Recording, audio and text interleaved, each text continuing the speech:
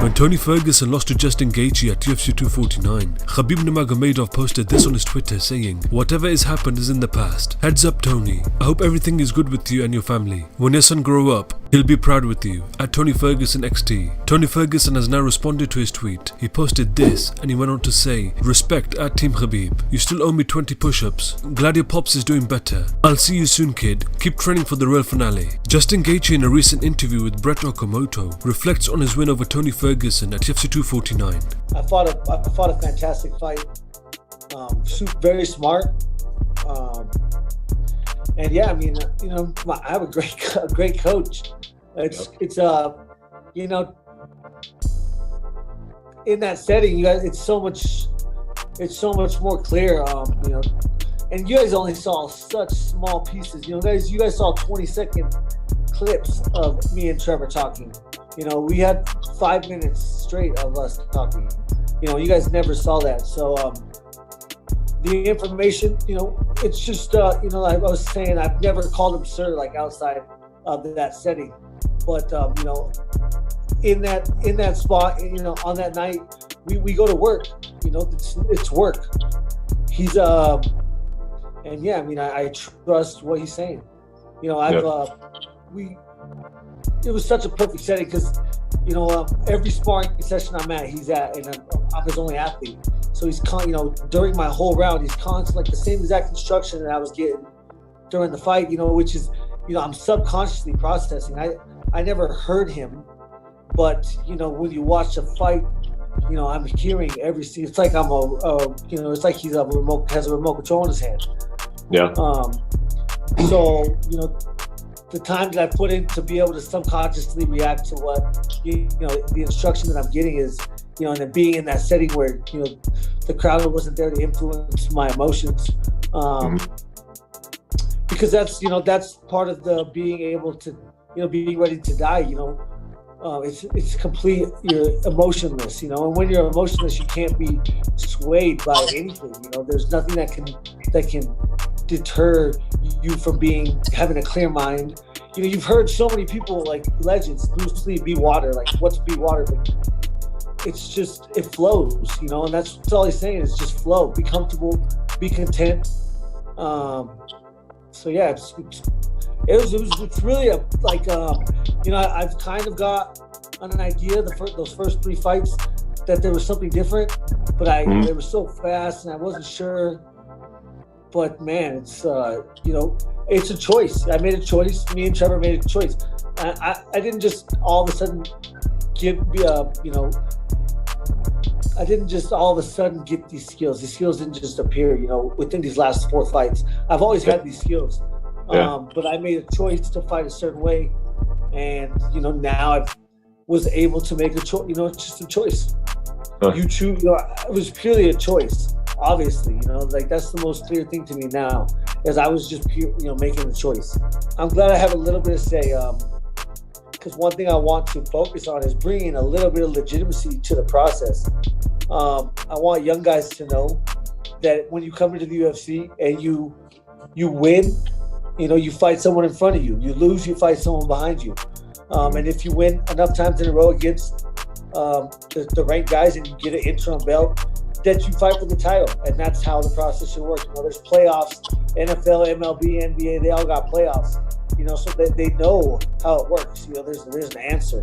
We don't have that as UFC athletes. So I'm glad that I get a little bit of say. So that's the only fight. That's the only fight that's right. That's the only fight that makes sense. And it's it's great. It's going to be a huge fight. It's going to be a huge fight. Mention one name to my management team, but we'll see what's going to happen. And of course, I have to talk to my coach first. It wasn't many options for food after the fight, but I ate 2 burgers right away because I was super hungry. No one. I'm heavyweight, so everyone who wanna fight in heavyweight division from other divisions come to heavyweights. Most welcome. 100% Ворловский. Живая легенда. Звучит здорово, спасибо, всех благ.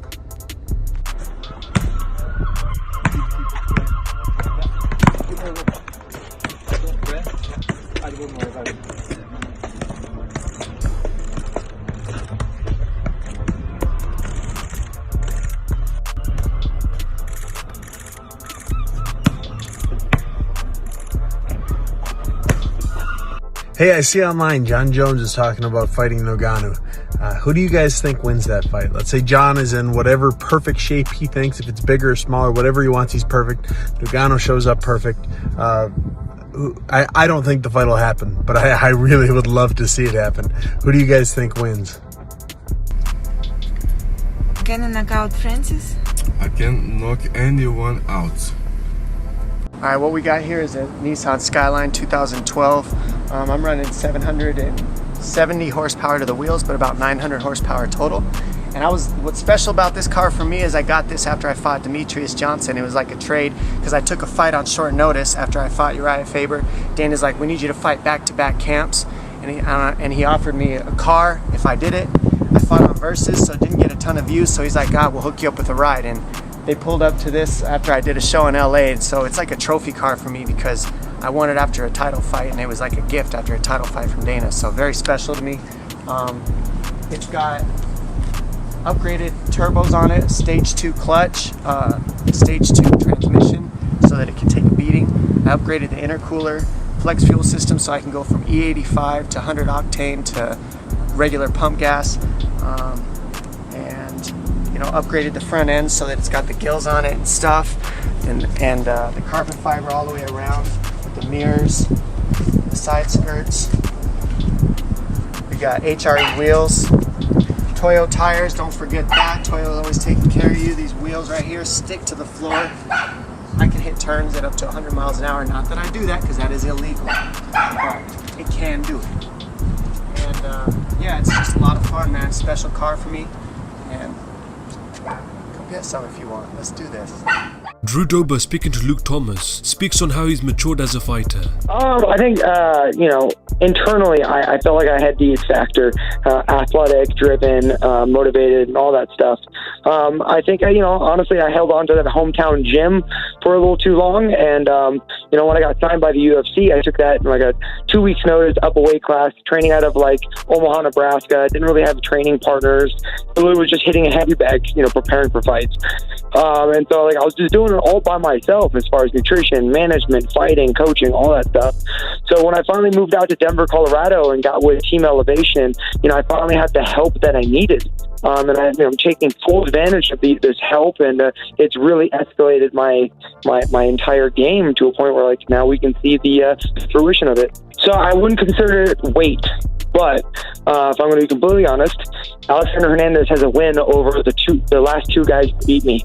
And so what to me this fight symbolized was the evolution of Drew Dober. It's like I'm no longer the guy that was fighting Oliver Benino. I'm a far better fighter than that.